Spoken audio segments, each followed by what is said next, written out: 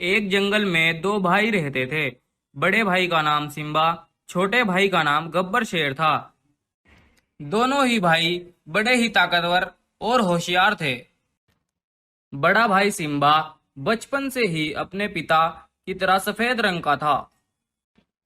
उनकी माँ उनके बचपन में ही बेहोश हो गई थी। उनको अब तक होश नहीं आया था। उनकी सिर्फ धड़कनें चल रही थी। एक भालू हमेशा उनके पास रहकर उनकी सेवा किया करता था और उनका सारा देखभाल किया करता था। अरे भालू, तुम्हें किसी चीज की जरूरत हो तो हमें बताना, मगर हमारी माँ को कुछ नहीं होना चाहिए। अरे भालू, हमारी माँ कभी तो होश में आएगी ना। हाँ भाई, मुझे उम्मीद है तुम्हारी माँ एक दिन जरूर होश में आएगी। दोनों भाई इसी दिन का इंतजार कर रहे थे। सभी जानवर अपने राजा सिम्बा और गब्बर का खूब ख्याल रखते थे। महाराज, तुम दोनों भी बहुत अच्छे हो। तुम दोनों भी बिल्कुल अपने पिता की तरह हो। वो भी सभी जंगल के जानवरों का बहुत ख्याल रखते थे। बहुत बहुत बहुत बहुत शुक्रिया। शुक्रिया। हम हम तुम्हारा तुम्हारा हमेशा हमेशा ध्यान ध्यान रखेंगे। रखेंगे। उधर दूसरे जंगल में सिम्बा और गब्बर के पिता का दोस्त बाघ रहता था। वो अपने जंगल पर राज किया करता था। बाघ का एक सेवक था जो हमेशा बाघ के साथ रहा करता था। एक बार बाघ चीता से बोलता है। सुनो चीता, आज अपने दोस्त के जंगल में चलते हैं और भाभी जी का भी हाल पूछ लेंगे और उनके बेटे गब्बर और सिम्बा से भी मिल लेंगे। हाँ महाराज, आप सही कह रहे हो, चलो चलते हैं। तब वह दोनों जंगल की ओर निकल पड़ते हैं और कुछ ही देर में जंगल में पहुंच जाते हैं। दोनों भाई अपने चचा को देखकर बहुत खुश होते हैं। आइए चचा जी, आइए। हमें आपको देखकर बहुत खुशी हुई। शुक्रिया बेटा, शुक्रिया। अब तुम्हारी माँ की तबीयत कैसी है? माँ को अभी तक होश नहीं आया है।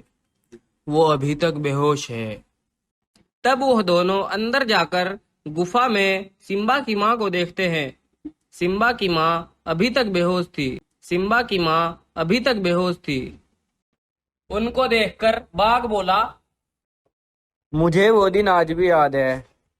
उस दिन मैंने तुम्हें चीता के साथ जंगल में टहलने के लिए भेज दिया था और खुद पानी पीने के लिए चला गया था।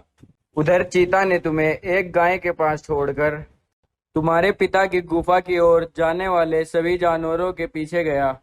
तो उसने देखा तुम्हारे पिता के ऊपर कुछ जानवरों ने हमला कर दिया है। तो उसने भागकर ये सब मुझे आकर बताया। तो मैं भागता हुआ गुफा की तरफ पहुंचा तो मैंने देखा कि उन सभी जानवरों के साथ साथ तुम्हारे पिताजी भी मर चुके थे। चाचा जी, क्या आपको पता नहीं चला कि वो जानवर कौन थे? नहीं बेटा, ना तो ये सब पता चल पाया कि वो जानवर कौन थे और ना ये पता चला कि उन्होंने ये सब किस लिए किया था। खैर छोड़ो बेटा, जो होना था हो गया। अब तो काफी देर हो चुकी है। मैं तुम्हारी माँ की सेवा के लिए चीता को यहीं पर छोड़ कर जा रहा हूँ। इतना बोलकर बाघ वापस अपने जंगल लौट जाता है। अगले दिन सिम्बा और गब्बर की माँ को होश आ जाता है। दोनों भाई अपनी माँ को खड़ा देख बहुत खुश होते हैं। सिम्बा और गब्बर, तुम इतने बड़े हो गए हो। सबसे पहले ये बताओ कि बाघ कहाँ है? माँ, चाचा तो अपने जंगल वापस लौट गए थे। और वो चीता कहाँ है? वो बाहर ही बैठे होंगे माँ, लेकिन आप ये सब क्यों पूछ रही हो? मैं आज तक बेहोश थी, लेकिन मैंने आज तक सब सुना है। बस मैं देख नहीं पाई और ना ही बोल सकी। पहले ये देखो, वो चीता कहाँ है? वो बाहर ही बैठे होंगे माँ, लेकिन आप ये सब क्यों पूछ रही हो? बेटा, आज तक तुम्हें सब झूठ बताया गया था।